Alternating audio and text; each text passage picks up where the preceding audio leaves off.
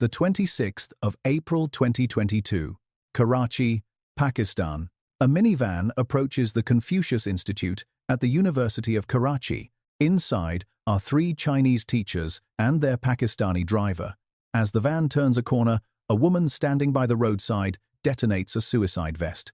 The explosion rips through the vehicle. All 3 Chinese nationals are killed instantly. This was not a random act of violence.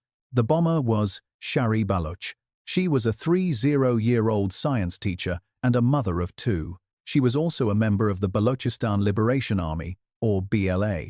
Her target was not just the teachers. Her target was Beijing. This attack sent a shockwave through the halls of power in China.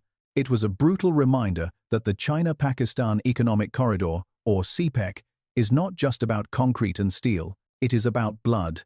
For years, China has poured over $62 billion into Pakistan, promising a new era of prosperity. Now, they are planning to extend this corridor into Afghanistan. They see a map full of minerals and trade routes, but history sees something else. It sees a trap. Afghanistan is known as the graveyard of empires for a reason. It broke the British Empire in the 19th century. It dissolved the Soviet Union in the 20th century. And it humiliated the United States in the 21st century. Now, the dragon is entering the graveyard. China believes it is different. They believe they can succeed where others failed because they bring money, not soldiers. They believe they can buy peace. But in the rugged mountains of the Hindu Kush and the deserts of Balochistan, money is not the only currency. Loyalty is currency. Revenge is currency. And ideology is currency. In this video, we are going to look past the ribbon-cutting ceremonies and the diplomatic handshakes. We are going to examine the deadly security threats that are waiting for China, from the suicide squads of the BLA to the double games played by the Taliban.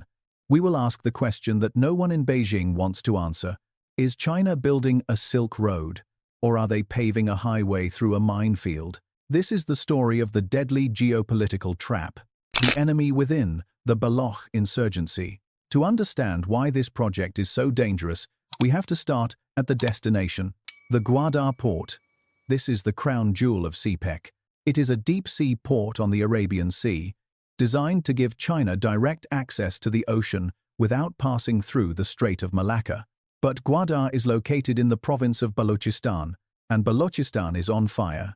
For decades, the Baloch people have fought an insurgency against the Pakistani state. They claim that the central government in Islamabad steals their natural resources, gas, gold, and copper, and gives nothing back. Balochistan is the poorest province in Pakistan, despite being the richest in resources. Enter China.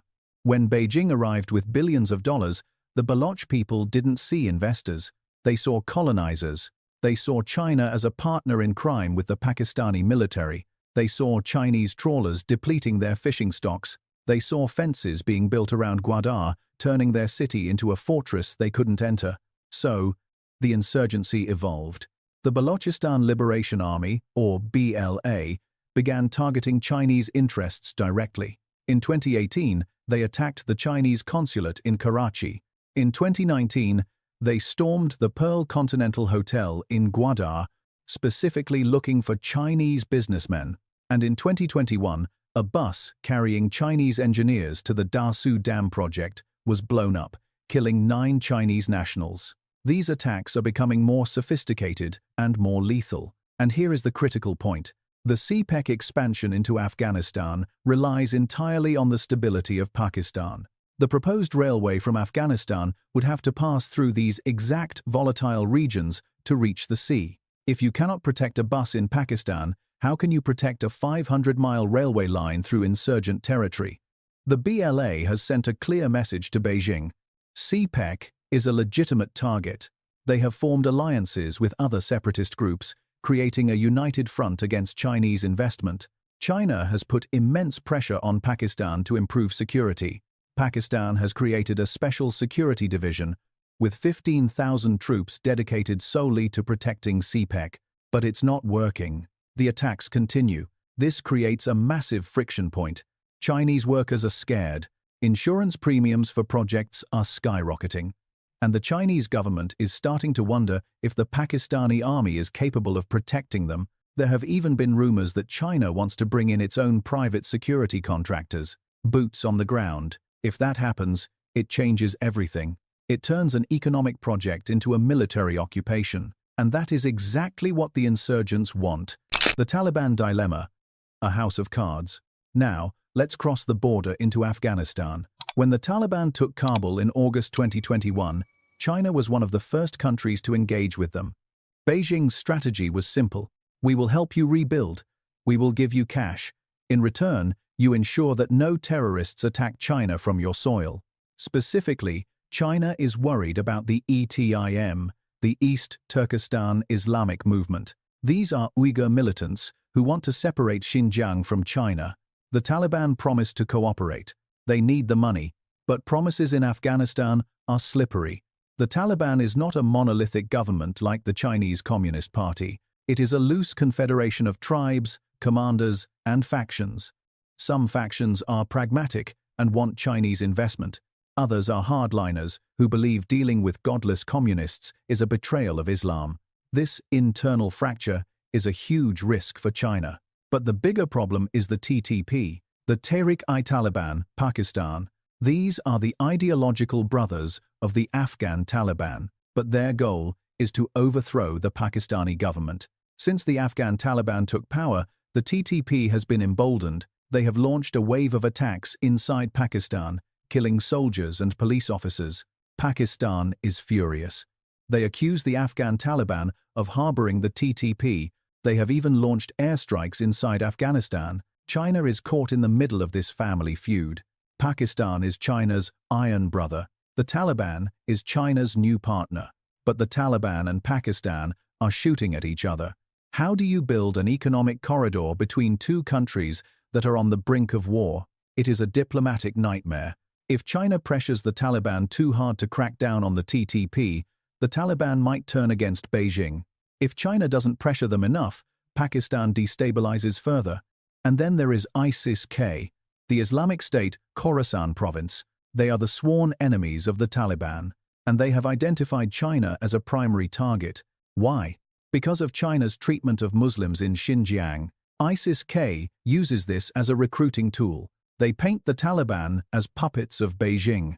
In December 2022, ISIS-K attackers stormed the Longan Hotel in Kabul. Videos showed them shooting at Chinese guests and throwing grenades. Their message was clear: China is not safe here. This puts China in a terrible position. To operate mines like Mes Aynak, you need thousands of workers on the ground. You need roads. You need power lines. Every single inch of that infrastructure is a soft target for ISIS-K. The cost of securing these projects could easily exceed the value of the minerals they extract. China is looking for stability, but they have stepped into a cauldron of chaos. The history lesson: ignoring the ghosts. Why is China doing this? Why ignore the red flags? It is a classic case of what historians call strategic overreach. Great powers often convince themselves that they are exceptional. The British thought they could tame the tribes with bribes. They were massacred in the retreat from Kabul in 1842. The Soviets thought they could modernize the country with socialism and tanks. They left in 1989, their empire shattering. The Americans thought they could bring democracy and nation-building. They left in 2021, leaving the Taliban back in charge. Now, China thinks they can succeed with developmental peace. The theory is that if you build roads and create jobs, people will stop fighting. It sounds logical in a boardroom in Beijing, but it ignores the reality of the region. In Afghanistan and the tribal areas of Pakistan, economics does not trump ideology. Honor, tribe, and religion come first. A BLA fighter is not going to stop attacking Chinese convoys because you built a road. In fact, he sees the road as a tool of theft. A TTP militant is not going to lay down his gun because you opened a copper mine. He sees the mine as foreign exploitation. China's purely transactional approach, "We don't care about your politics, let's do business," has a fatal flaw. It assumes the other side plays by the same rules. But they don't. Furthermore, China lacks the military projection to protect its investments.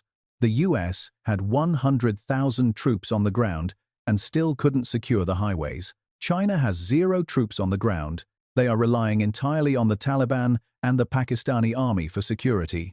And as we have seen, both of those forces are struggling to control their own territories. This reliance on unreliable proxies is a recipe for disaster. Look at the map again. The proposed corridor goes through the Khyber Pass. Historically, this is one of the most dangerous choke points in the world. It is easy to blockade. It is easy to ambush. Building a railway there is an engineering feat. Defending it is a military impossibility without a massive presence. China is effectively building a hostage. Once the infrastructure is built, it becomes leverage. The Taliban can threaten to close the road if Beijing doesn't pay more. The insurgents can blow up the tracks to demand concessions. China will be sucked deeper and deeper into the local politics to protect its sunk costs. This is how the trap works. It starts with investment. It ends with entanglement. The silent observer, India's strategy. While China walks into this minefield, what is India doing?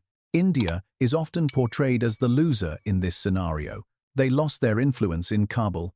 They are surrounded. But there is another way to look at it. India is practicing strategic patience. Napoleon once said, "Never interrupt your enemy when he is making a mistake." India knows the history of Afghanistan better than anyone. They know that any foreign power that tries to dominate Kabul eventually bleeds. By staying out, India avoids the costs. They are not spending billions on risky projects. They are not sending their engineers to get kidnapped. They are watching China take on the burden of a failing state. If the CPEC expansion succeeds, India has a problem. But if it fails, and the odds favor failure, China will suffer a massive blow to its prestige and its treasury. The resources China pours into the Afghan black hole are resources they cannot use elsewhere.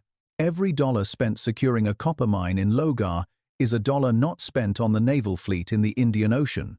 Moreover, the instability in Pakistan works in India's favor in a cynical way. As the TTP and BLA destabilize Pakistan, the Pakistani military is forced to look inward. They are distracted on their western border. This reduces the pressure on India's border in Kashmir. So, while the headlines say, China wins, India loses, the reality on the ground is far more complex. India is waiting. They are strengthening their economy. They are building partnerships with the US and the West. And they are letting China learn the hard lessons of the Hindu Kush. There is a growing belief in New Delhi that CPEC is not a necklace of pearls. It is a noose around China's neck. And Afghanistan is the weight that will pull it tight. Conclusion. The dragons gamble. So, where does this leave us? We are witnessing a high-stakes gamble. China is betting that its economic gravity is strong enough to stabilize the most unstable region on Earth. They are betting that everyone has a price. But the blood on the streets of Karachi and Kabul suggests otherwise. The deadly geopolitical trap is set. The bait is the $1 trillion in minerals. The mechanism is the instability that lies between the mine and the market. If China persists, they may find themselves forced to make a choice they desperately want to avoid. Choice A: abandon the projects and lose face, proving that the Belt and Road has limits. Choice B: send in their own security forces to protect their citizens and assets. If they choose option B, they cross the Rubicon. They become the next empire in the graveyard. They will face the same guerrilla tactics, the same bleeding of resources, and the same hatred that drove out the Russians and the Americans. The mountains of Afghanistan do not care about GDP. They do not care about superpowers. They only know how to wait. I want to leave you with a question. Look at the trajectory of the attacks on Chinese nationals. Do you think it is inevitable that China will deploy the PLA, People's Liberation Army, to Pakistan or Afghanistan to protect their interests? Or will they cut their losses and run before it's too late? This is the question that will define Asian geopolitics for the next decade. Let me know your prediction in the comments below. And if you want to understand more about the group that is hunting Chinese engineers, click on this video about the rise of the Baloch army. Stay skeptical.